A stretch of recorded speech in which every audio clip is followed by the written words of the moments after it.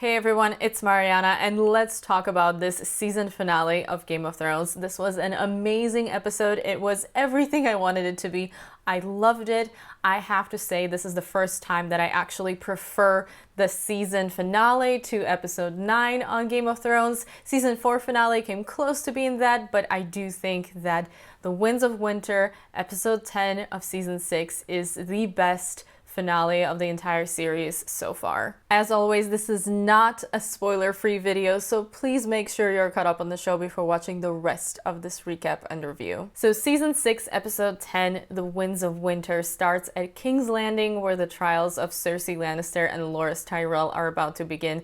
This was an amazing, brilliant opening scene. Everything about it was great. Beautiful music, beautiful cinematography, great editing. It was perfect the way they did it. We see all of these characters get ready, and can we just take a moment to appreciate Cersei's dress? I know I don't usually talk about their outfits, but she looked stunning this entire episode while she was doing the evil things that she was doing. We see people coming into the Sept of Baelor, the music starts playing, and we can just tell from the very beginning by the tone of everything that it's not going to go according to plan. Loras is first up for the trial, but he is broken. He just wants to get this over with. He confesses to everything. He renounces his title, his lordship, his claims, and he wants to dedicate his life to the Seven.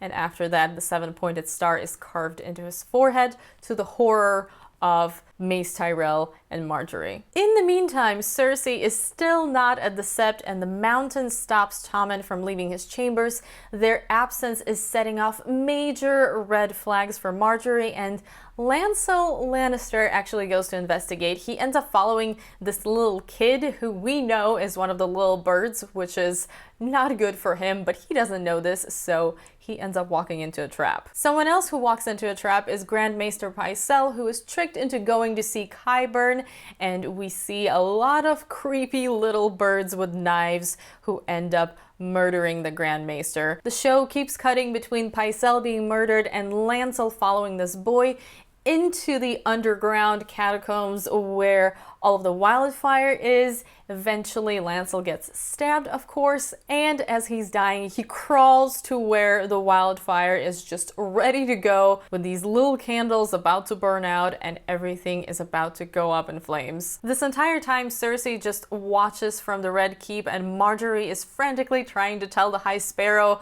that something is wrong and that they need to get out of the Sept, but the overly confident High Sparrow is like, nah, it's gonna be okay, and they don't let anybody leave. And then finally, as he is realizing something is really about to go wrong, finally decides to listen to Marjorie, but everything explodes.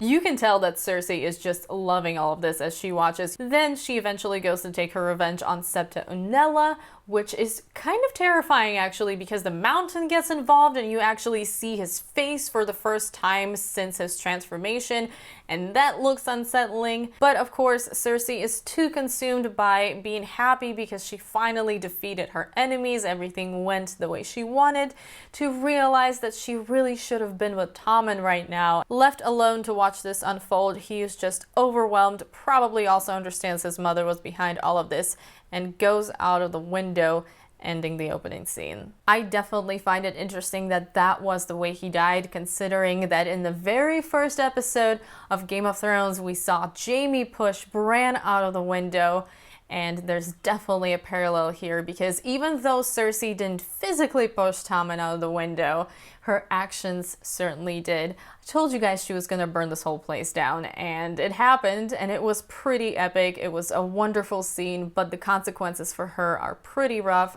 Her last surviving child dies, and in a way, she probably made peace with all of this a while ago because of the prophecy from Maggie the Frog. So later, when Cersei looks at Tommen's body, we don't get emotional Cersei we got in the beginning of the season with Myrcella.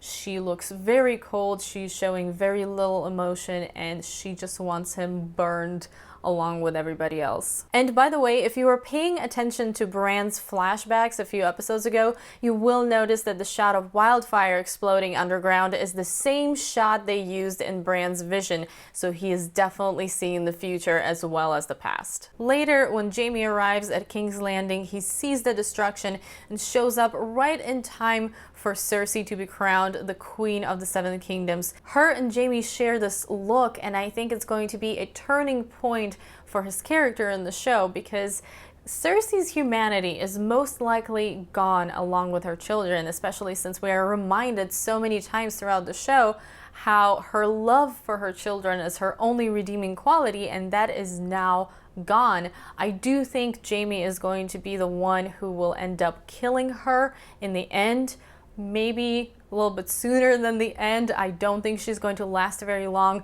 especially considering the part of Maggie the Frog's prophecy that was actually omitted in the show. Gold shall be their crowns and gold their shrouds, she said. This is Maggie talking about Cersei's children dying. And when your tears have drowned you, the Valonqar shall wrap his hands about your pale white throat and choke the life from you. And the word Valonqar in High Valyrian means little brother, with the easiest interpretation of that being Tyrion, which is also what Cersei clearly has thought throughout her whole life, which can happen because Tyrion is heading back to Westeros. But even though Cersei and Jaime are twins, she was born first. So technically, Jaime is a little bit younger than she is, and with the volatile dynamic that is building between the two of them right now, I think he is going to be the one to do it. Before Jaime gets back to King's Landing, though, at the end of the episode, we see him at the Twins, where Walder Frey is celebrating. The Freys and the Lannisters send their regards. There is an interesting exchange between Walder and Jaime, but more importantly, we keep seeing the servant girl, who I just had a feeling was Arya, wearing a face, and that's exactly what it turned out to be. When Walder Frey is left alone, he's just sitting there eating, she comes up and serves him some Frey pie, which is a concept the book readers are going to be familiar with. And finally, she reveals herself as Arya Stark and slits his throat and smirks as he bleeds out. Last episode we had Sansa smirking as Ramsay was dying, and this episode we have Arya. Kind of creepy and sad if you ask me. Don't get me wrong, this was also very satisfying, and Walder Frey was the biggest piece of shit, so nobody's going to miss him, and I loved the way they paralleled Catelyn's death at the Red Wedding here, but also I have to remember that this is a kid, a young girl who has become a serial killer and can kill a man in cold blood and just smirk as she watches him bleed out. And that is quite unsettling. But also this was very satisfying. I'm very torn here. We also get a quick look at the Citadel, where Sam and Gilly arrive as the White Ravens are being released to let people know that winter is officially here. The reception desk at the Citadel is not the most pleasant place though, but eventually Sam is let in to use the library while they figure out what to do with him, and the library looks beautiful. This was a very short scene. It had some humor in it. It had an interesting new location. And even though it didn't really advance the plot very much, it was nice to check in with these two characters and have kind of a moment to relax after all of the dark stuff that happened at King's Landing. No matter how beautiful that scene was, it was still a good change of pace, and it was nice to catch up with these two characters, even though I have no idea what the show is planning to do with them at this point. At Winterfell, we get a very emotional scene with Davos, who finally confronts Melisandre and wants her to tell the truth about what happened to Princess Shireen in front of Jon. No matter how Melisandre tries to defend herself, there is nothing she can say here.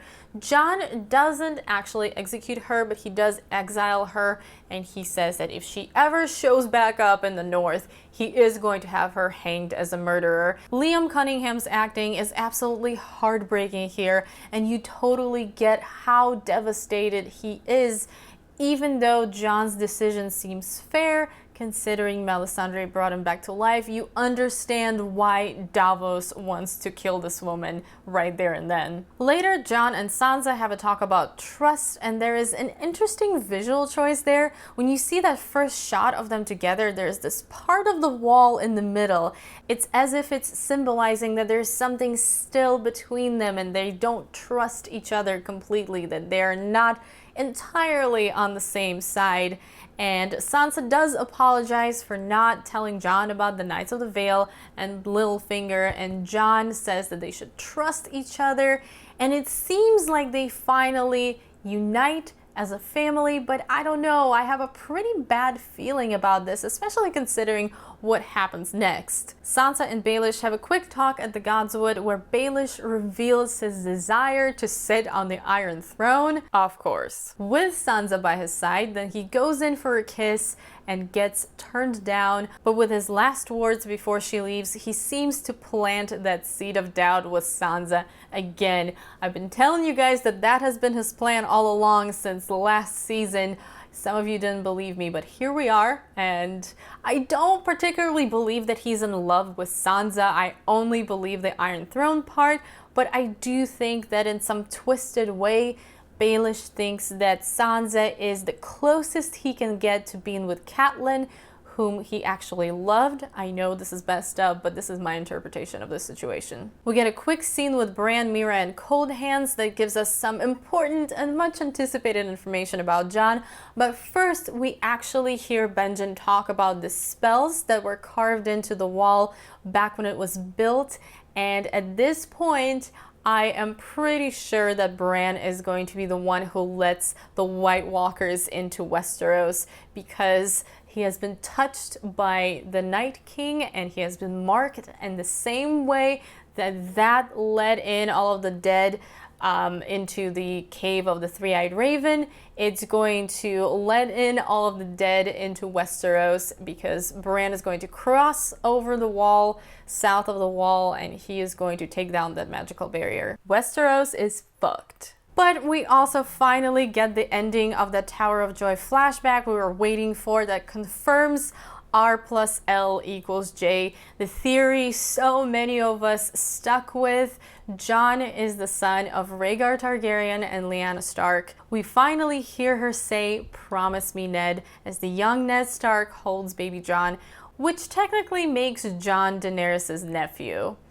Please no romance there, that'd be way too weird, even though that's kind of the Targaryen way. And then we go back to Winterfell, where Lyanna Mormont once again tells everyone how it is. What a girl. I think everyone loves her at this point. The North remembers. We know no king but the king in the North, whose name is Stark. Great scene as everyone proclaims Jon king in the North, and somehow it is more satisfying than the one where Robb Stark was proclaimed the king in the North, particularly because of everything Jon has been through at this point. I just really hope it works out better for Jon than it did for Robb, because that didn't end very well, as we all remember. The North remembers, okay? That last look between Sansa and Littlefinger really concerns me. I know she hasn't been expressing a lot of interest in ruling, but I also know how good Baelish is at mind games, so who knows where this could go. However, I guess they really don't have a lot of time for these political games, because the White Walkers are about to show up and all of this is about to be irrelevant. Also in this episode, welcome back, Dorne. We didn't miss you. Good thing Lady Olenna is there, because this woman can make any scene awesome, apparently. The way she shuts down the sand snakes was just priceless. It was a pretty short scene altogether, and it really just leads into Daenerys finally being on her way to Westeros, but we do see Ellaria offer the Queen of Thorns vengeance and justice, and Varys comes out with the Targaryen words, "Fire and blood." Finally, at Meereen, Daenerys says goodbye to Daario. She wants him to stay and keep the peace at Meereen while she sails off to Westeros, and there really isn't anything he can say to her, even though he wants to come with her. she just is not having it. Even though I didn't think there was anything wrong with this scene, I thought it was done well, I really didn't care much about it because I really don't care about Dario at this point. We all want Daenerys to get on with her conquering, and Dario has really become less and less relevant as this season went on. So this really didn't do much for me, and as she says later, I was just impatient for them to get on with this. Of course, this was Tyrion's suggestion, whom she talks to next. Loved the scene between the two of them, especially after he talks about belief and she names him Hand of the Queen, gives him the hand's pin. This actually got me really emotional, but this was a great moment between the two of them. We finally have these two characters on the path where they belong. We have Daenerys heading home and ready to take on Westeros, and we have Tyrion in his favorite position of the political advisor, actually dealing with politics that he knows about. So this is pretty exciting. And the last shot of the episode is Daenerys sailing her fleet to Westeros along with the Greyjoys, and there are some Martell sails in there too. And I think I even saw a couple of green Tyrell ones in the back. I am very interested in how this is going to go because she is about to arrive and be greeted with some major shenanigans, and then the White Walkers are about to arrive as well, but hopefully the dragons can help with that. Overall, a fantastic episode. I don't think there was a scene that I actually disliked, and even the filler scenes actually served a purpose, and it was all very, very good. The only thing that I was hoping to see but didn't were the White Walkers, but I honestly don't think that the episode suffered from that, and I don't know if there was a logical place to insert them to begin with. As I mentioned earlier, this has to be my favorite season finale to date. It was a brilliant episode. And now we get to wait for a year for season 7. In the meantime, I am planning to reread the book series, and I will be doing a best and worst of season 6 of Game of Thrones video next week. But other than that, do let me know what kind of Game of Thrones or A Song of Ice and Fire related videos would you like to see as we wait impatiently for the next season.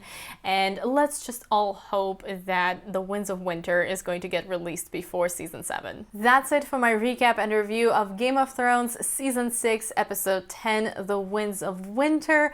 Let's talk about this finale in the comments below. Let me know what your favorite parts of the episode were. I have to say I'm very torn between King's Landing and the King in the North scene. I love both of these, but let me know what you think. Let me know if there was anything you didn't like about the episode. Let's talk about it. And of course, thank you so much for watching. As always, I hope you enjoyed the video, and if you did, don't forget to give it a thumbs up, share it with your friends, and also subscribe to my channel if you haven't already. I hope you're having an awesome day, and I will see you soon in my next video. Bye!